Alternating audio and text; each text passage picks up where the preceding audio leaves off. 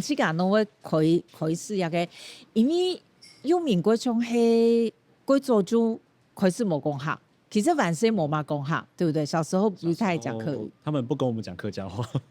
但我們都聽得懂，因為他們大人會講話。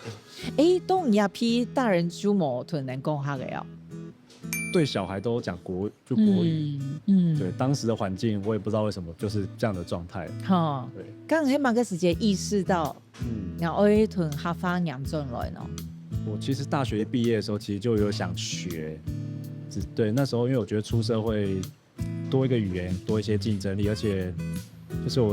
是我覺得自己是客家人，可是不會講，我就覺得好像不太對。我自己是這樣想啦，但其實也沒有當時沒有很認真的去意識這件事情，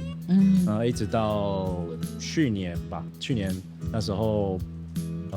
那時候本來就在做自媒體的這一塊，那一直覺得，我自己能不能也為這個社會也好，或為這片土地多做一些事情，然後剛好結合我的工作，然後那時候就想着，那我可以試着拍看看客家的元素，對，然後就開始拍了。發現其實大家反應好像還不錯，對，然後就繼續拍了第2部、第3部，就一直拍到現在。剛剛你拍的題材，大部分都會同你嘅家人有關哈，你用哪些情嘅的題材呢？生活當中啊，因為我覺得，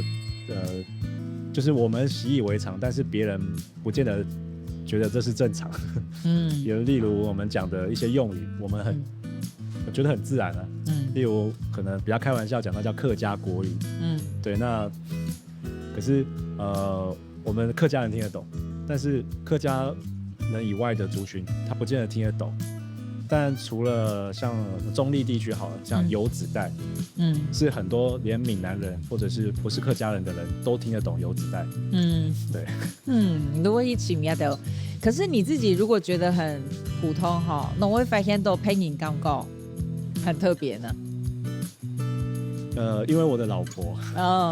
對他們不是客家人嘛，那他們就會有一些疑問，為什麼這個叫這個？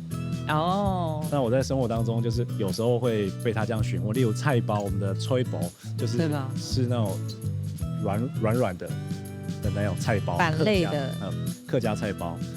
但他認知的菜包是饅頭的那種客家肉包菜包的菜包，肉包的菜包。其實南部人也是這樣，就說我的行業，我一開始聽到北部的客家人講炊包，我也以為是肉包跟包菜的，因為南部講烘板，